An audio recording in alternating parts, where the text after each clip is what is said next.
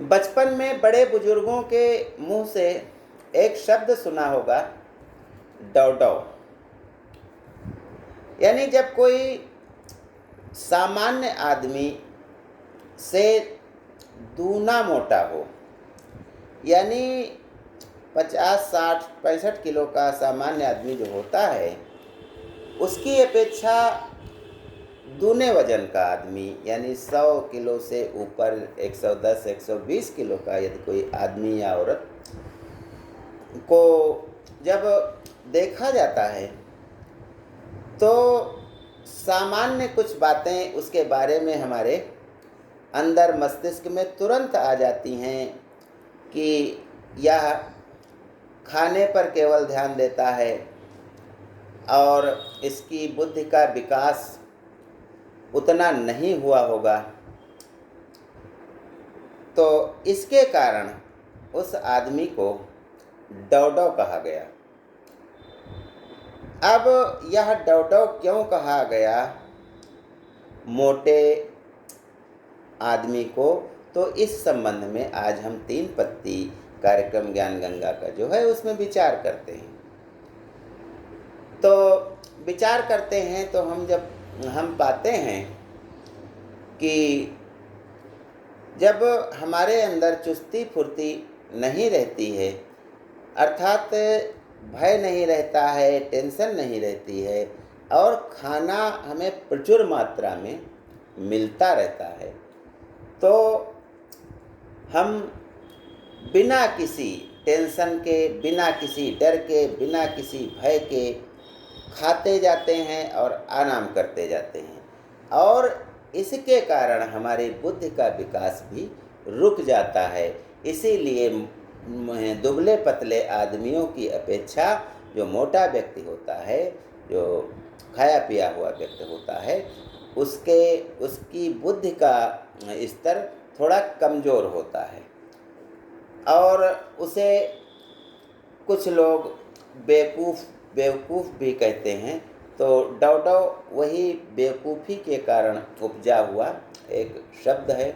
यह दुनिया है, यहाँ पर वही जीवित रहता है जिसमें कुछ हुनर होता है और भय होता है, टेंशन होती है।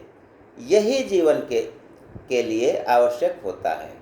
जैसे चीता 120 किलोमीटर की गति से भाग सकता है, लेकिन वह 100 मीटर तक ही भाग सकता है, इसके आगे वह नहीं भाग सकता क्योंकि उसकी सांसें उखड़ने लगती हैं। दूसरी ओर शेर या हिरन जो है वो 100 किलोमीटर की गति से भाग सकता है। यानी चीता को शिकार करने के लिए हिरन के बहुत नज़दीक आना पड़ेगा, फिर हिरन की गति से अधिक गति से भाग करके उसे पकड़ना होगा। अब हिरन की समझदारी यह है कि वह इस चीते को नज़दीक आने न दे, तो वह भाग करके बच सकता है, क्योंकि चीता 120 किलोमीटर उससे ज़्यादा रफ्तार से तभी भाग सकता है जब वह जो है थोड़ी देर के लिए हो। ऐसे ही शेर 100 किलोमीटर की गति से भाग सकता है, लेकिन चीता यदि शेर का शिकार हथियाता है, उसके इलाके में घूमता है, तो शेर उसको दौड़ाता है, लेकिन चीता 120 की रफ्तार के कारण बच जाता है शेर से। तो यह जो बचे रहने की प्रक्रिया है, यह भय के कारण और टेंशन के कारण और खाने की अनुपलब्धता के कारण ऐसी प्रक्रिया चलती रहती है, जिससे हमारी पीढ़ी आगे बढ़ती रहती हैं और वे चुस्त दुरुस्त रहती हैं। और यदि भय निकल गया, टेंशन निकल गई और खाना बहुत अधिक मात्रा में है, तो हमारा विकास रुक जाएगा, क्योंकि हम खाना है ही है, हम कुछ सोचेंगे ही नहीं, खाना खा लेंगे, पड़े रहेंगे, आराम करेंगे। तो इसके संबंध में मैं एक पक्षी की बात करता हूँ ज्ञान गंगा के इस 3 पत्ती कार्यक्रम में। कहा जाता है कि धरती पर जो पानी की मात्रा अधिक है और स्थल की मात्रा बहुत कम है। और स्थल के जो भाग होते हैं उन्हें महाद्वीप कहते हैं, बड़े भाग महाद्वीप कहलाते हैं, और जो छोटे होते हैं समुद्र में उन्हें हम द्वीप कहते हैं। तो महाद्वीपों की ज़िंदगी, इसमें मनुष्य रहते हैं, सभी प्रकार के जीव जंतु पशु पक्षी रहते हैं। लेकिन जो द्वीप होते हैं छोटे छोटे 100 किलोमीटर 200 किलोमीटर के, तो इन पर धरती के जैसा, मतलब बड़े महाद्वीपों के जैसा जीवन नहीं पनपता है, क्योंकि इन पर कोई जानवर बाहर से नहीं आ सकता है जब तक कि वह लाया न जा सके। लेकिन पक्षी तो आ सकते हैं क्योंकि उनके पर होते हैं। हम द्वीप बात करते हैं मॉरिशस द्वीप की, जहाँ 2.5 करोड़ साल पहले कुछ कबूतर आए थे। कबूतरों का वजन आधा किलो, पौन किलो तक, 1 किलो तक हो सकता है। तो ये कबूतर उड़ करके इस द्वीप पर पहुंचते हैं, मॉरिशस द्वीप पर पहुंचते हैं। और इस द्वीप पर हरियाली थी, पेड़ों में फल थे, नट थे और पानी था, सब कुछ अनुकूल पक्षियों के खाने के लिए, बीज। तो यहाँ पर ये कबूतर बस जाते हैं और प्रचुर मात्रा में खाना देख करके, पानी देख करके यहीं के रह जाते हैं। वे आगे नहीं जाते हैं कहीं, और खूब खाते हैं, आराम करते हैं, उठते हैं, फिर खाते हैं, फिर आराम करते हैं। कोई हिंसक जानवर नहीं है, न तो लोमड़ी है, न तो सियार है, न तो बिल्ली है, न तो कुत्ता है, न तो चूहा है, कुछ भी नहीं। तो इन्हें किसी का भय नहीं रहता है। अब जब डर नहीं है तो खा लेते थे, आराम करते थे, उड़ने की भी जहमत नहीं उठाते थे। और इस प्रक्रिया में करोड़ों साल तक इस प्रक्रिया को जब करते रहे तो उनके शरीर का वजन बढ़ता गया और 10 गुना तक बढ़ गया, और उनका आकार एक बड़ी बतख के जैसा हो गया और सुराहीदार गर्दन हो गई। पैर कमज़ोर होते गए, क्योंकि पंखों से तो उड़ना बिल्कुल उन्होंने बंद कर दिया था। किस लिए उड़ें?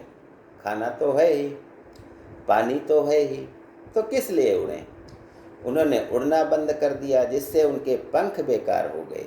अब वे केवल जैसे सदरी लोग पहनते हैं ऐसे वो लटके तो रहते थे, लेकिन उड़ने का उनसे काम न लेने के कारण वे बेकार हो गए थे। हर जगह खाना था तो खा लिया, वहीं आराम कर लिया, खा लिया, वहीं आराम कर लिया, खाते गए, आराम करते गए, खाते गए, आराम करते गए, जिसके कारण चलना भी उन्होंने बंद कर दिया। यानी बहुत दूर दूर वे चलते भी नहीं थे और उनके धीरे धीरे पैर भी कमज़ोर होते गए। तो जब यह कबूतर अब कबूतर नहीं रह गए, एक अजीब पक्षी के रूप में मॉरिशस द्वीप पर विकसित हुए। और जब 16वीं शताब्दी आई, सन 1600 के बाद,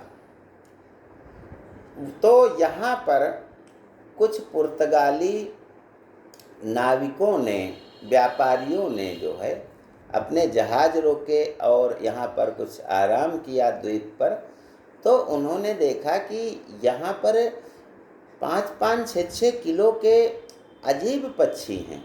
अब वो कबूतर नहीं रहे थे, क्योंकि वे करोड़ों वर्ष तक वो खाते उड़ना भूल चुके। तो वो अजीब पक्षी उनको लगे, और जब पुर्तगाली उन पक्षियों के नज़दीक गए तो वे उड़े भी नहीं और डरे भी नहीं। क्यों डरे? क्योंकि वे डरना जानते ही नहीं थे। लाखों साल से उन्हें किसी चीज़ का, किसी जंतु का, किसी जीव का कोई डर ही नहीं रहा था, क्योंकि कोई हिंसक पशु यहाँ था ही नहीं, तो वे डरना भी नहीं जानते थे। अब पुर्तगाली उनको डंडे से मारे तो तब भी वो बैठ जाते थे, चुपचाप बैठे रहते थे, न भागते थे, क्योंकि भागना उन्हें आता ही नहीं था। वे जब चलते थे तो गिरते पड़ते हुए चलते थे। तो ऐसे मोटे मोटे इन पक्षियों को पुर्तगालियों ने बुद्धिहीन पक्षी कहा, और पुर्तगाली में डौडो शब्द का अर्थ होता है बिना बुद्धि वाला, यानी मूर्ख। तो इस पक्षी को पुर्तगालियों ने मूर्ख पक्षी कहा, अर्थात डौडो पक्षी कहा, डोडो। तो पुर्तगाली तो इसे अपने साथ ले गए, मारे भी, 2-4 खाए भी, लेकिन इनका विनाश नहीं किया उन्होंने। इसके बाद जब डच आते हैं तो वे वहाँ बस्तियाँ बना करके रहने लगते हैं, और 1635 में यहाँ मॉरिशस द्वीप पर डच आए तो उन्होंने इन पक्षियों का विनाश शुरू कर दिया, उन्हें मारना शुरू कर दिया, उन्हें खाना शुरू कर दिया। लेकिन खाने में इनका मांस इतना स्वादिष्ट नहीं था, जिसके कारण उन्हें विशेष रुचि इनके खाने में नहीं लगी। यानी डचों ने इनको खाना प्रारंभ नहीं किया, क्योंकि इनका मांस स्वादिष्ट नहीं था। लेकिन डचों के साथ में जब कोई मनुष्य की बस्ती बसती है तो वहाँ पर कुत्ता, बिल्ली और अन्य जानवर, चूहे वगैरह आ जाते हैं। यह आश्चर्य ही कहा जाएगा कि जब समुद्र के जहाज आते हैं एक दूसरे देश से दूसरे देश, तो इसमें हजारों की संख्या में चूहे आ जाते हैं।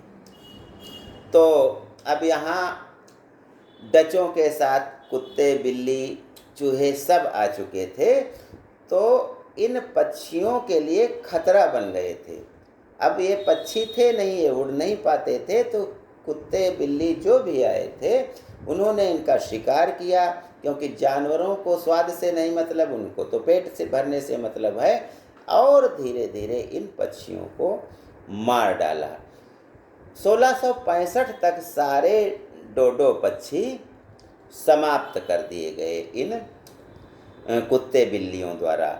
इसमें चूहों का भी योगदान रहा। चूहे इनके अंडों को जो है खा जाते थे और उन्हें तोड़ डालते थे। तो धीरे धीरे डोडो पक्षी इस संसार से विलुप्त हो गया, और इसका कारण यह रहा कि उसे किसी का भय नहीं था, द्वीप पर कोई शिकारी नहीं था। तो इसके कारण इससे हमें यह शिक्षा मिलती है कि हमारा जीवन जब तक सक्रिय रहता है, जब तक हमें टेंशन रहती है, जब तक हमें डर रहता है, तभी हमारा विकास होता है, तभी हमारा शरीर जो है आवश्यकता से अधिक मोटा नहीं होता है, और जो जो मोटा होता जाएगा हमारे लिए समस्याएं पैदा होती जाएंगी। और यदि भय नहीं रहा और टेंशन नहीं रही तो हम भी डोडो पक्षी की भांति एक दिन मोटे होते जाएंगे और फट जाएंगे, अर्थात जो है हमारा विकास अवरुद्ध हो जाएगा, टांगें हमारी चलने में असमर्थ हो जाएंगी, और हम बिल्कुल एक लोथड़े जैसे बन जाएंगे। तो ज्ञान गंगा में बस आज इतना ही। जय हिंद, जय भारत।